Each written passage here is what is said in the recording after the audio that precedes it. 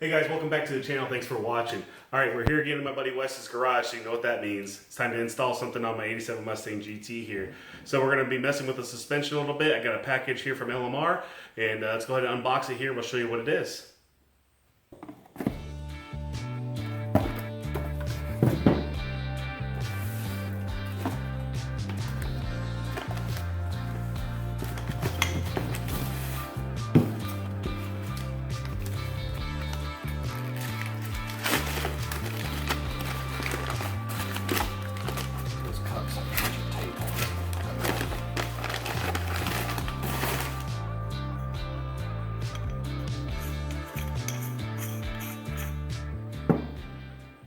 I got a Maximum Motorsports coilover kit for my 87 Mustang GT.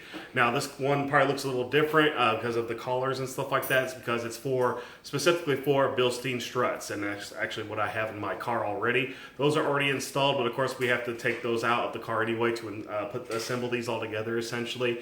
So the steps are going to be a little different probably if you were to put them on for the first time. The nice thing about Maximum Motorsports is that they sell all kinds of stuff pretty much for any kind of strut setup that you would want. They also have different spring rates here, and Maximum Motorsports uses hyper coil springs, some of the best in the market. And these are going to be a 300-pound spring, and those are good for handling and still decent enough for the street. So yeah guys, it's pretty straightforward. Let's go ahead and get started on doing the install. I'll show you step by step how to get these on your car. First, you're going to elevate the front of the car with either a jack and jack stands or a lift.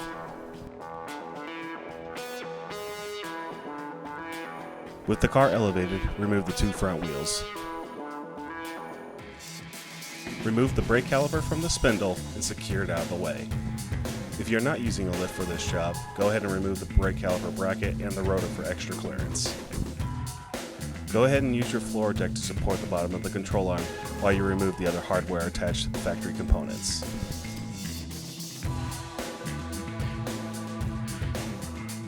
If you're still running the sway bar, go ahead and detach the nut securing it to either the sway bar itself or the control arm.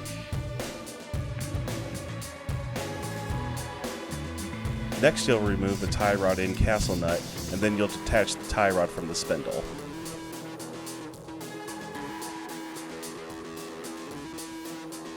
Next, you'll use your floor jack to help put some load on the spring, so then you can remove the strut bolts.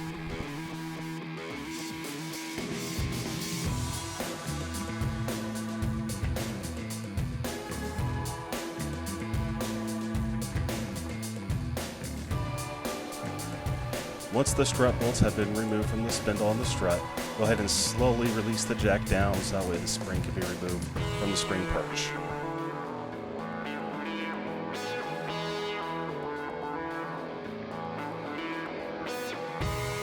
If your car is still utilizing the factory springs, use a lot of caution when removing them from the control arm, as they still may be under a lot of tension.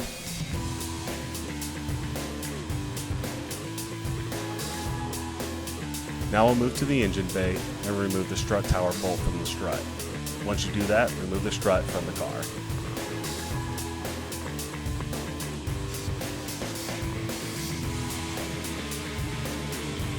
To prep the strut for the new Maximum Motorsports coilover kit, go ahead and thoroughly clean the strut and remove the old factory desk boot.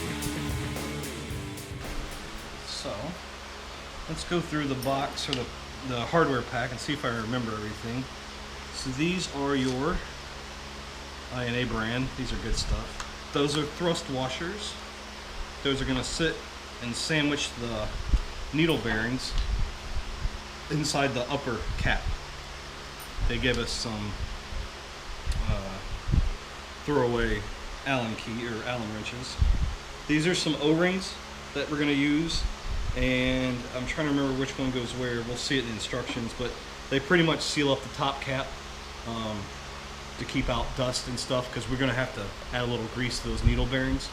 That's why Maximum Motorsports stuff is like really cool. Like they just go the extra mile. Like when you use Strange and stuff, like I was telling you, like it just two different functions there primarily with those companies, but they don't ever include little stuff like this. So I don't remember exactly where they go, but we'll see. This is a set screw that we're going to use later. Here's the top cap for the cups. some of those cups right there. And one, throw me, I'll trade you this for one lock collar. Perfect. So that's what's going to go on the bottom, that lock collar. These are the needle bearings that we're going to use in the top cap.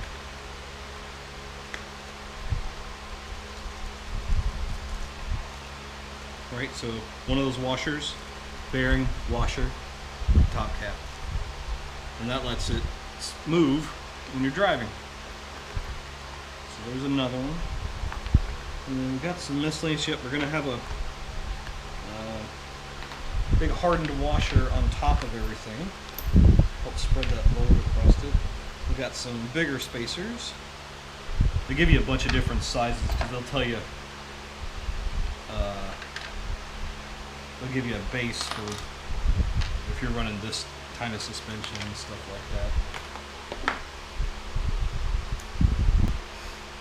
Alright, so we got the different styles too. Then you already got the ones that you got when you bought caster camber plates from Maximum Motorsports. So I used a combination to even it out. Okay. Right. So it's time to move on to assembly. We got to put this joker together. All right. For assembly, you're going to start off by grabbing the locking collar and placing it around the strut.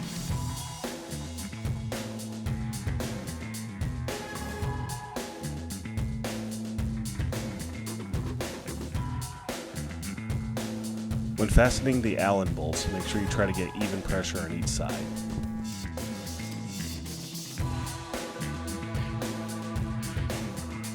Next, you're going to test fit the top collar that goes around the machine groove at the top of the strut. You may have to use a file or sandpaper to remove any excess material that may stop it from going down into its place. Now install the threaded sleeve onto the strut, followed by the new dust boot that comes from the coilover kit. We'll add one of the thicker O-rings to the top of the dust boot. Once you add it, make sure you do grease the O-ring. Now we'll move on to assembling the top needle bearing cap. We'll start by adding grease to the O-ring that sits into the machine groove on the top cap.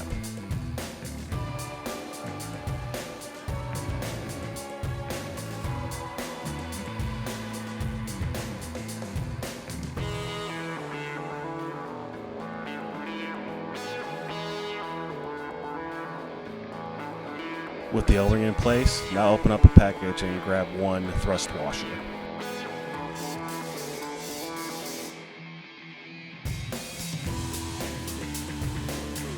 Go ahead and apply a thin film of grease to the thrust washer and insert it into the cap.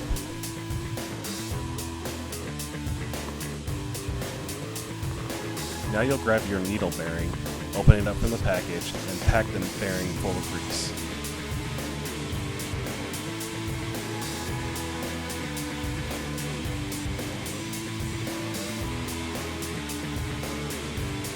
Once the needle bearing is packed full of grease, go ahead and insert it into the cap. And now open up the other package with the other thrust washer, coat it with some grease, and insert it into the cap.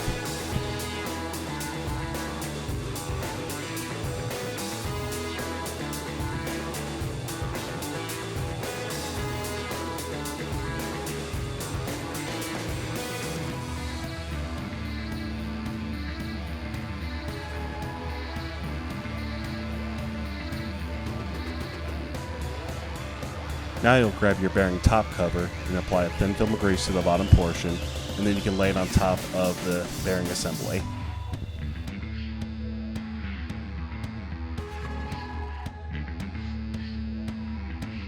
Now you'll grab one of the hypercoil springs and install it on the strut, followed by the bearing assembly.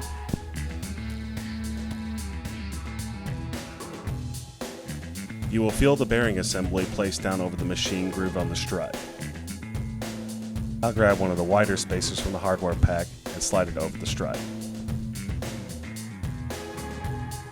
You may have to adjust the threaded collar down to get the appropriate spacing for all the components to come together.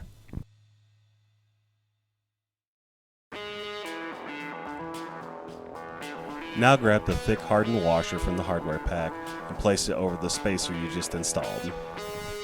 The next part you may have to test fit to get appropriate for your car, but you'll use an assortment of spacers that comes with the kit and your caster camber plates to get the appropriate length of the actual stud to come through the caster camber plates. Now take your assembled coilover and fish it back through the caster camber plate on your car. If you have not installed caster camber plates at this point, you will need to do so. So go ahead and pause the install on your coilovers and install your caster camber plates. Once the strut has come through the top of the caster camber plate, put on a few spacers and put on the fastening nut to the top of the strut. Now you can reassemble your brakes, your spindle to strut bolts, your tie rod, and your sway bar. To give yourself a good starting point, either count the threads or use a tape measure to measure the gap between the lock collar and the spring. It may be a little trial and error, but you may have to adjust the collars a few times to get them right and get them to the right height that you want. Also, make sure that you take your car to get in a proper alignment since you are changing the geometry of the suspension. Alright guys, so late into the night we got the project done, and as you can see, it's nice and low now. This kit installed very nicely. Of course, Maximum Motorsports, can't go wrong with their products. If you were really to bust it out, it would only take you a couple hours to do both front sides. Caster camber plates are a must, and might as well just go with Maximum Motorsports for the matching gear there. But yeah, guys, it turned out great. We got the car stance right where I want it, and yeah, I'm really happy with it. Thank you so much for watching, and we'll see you in the next video.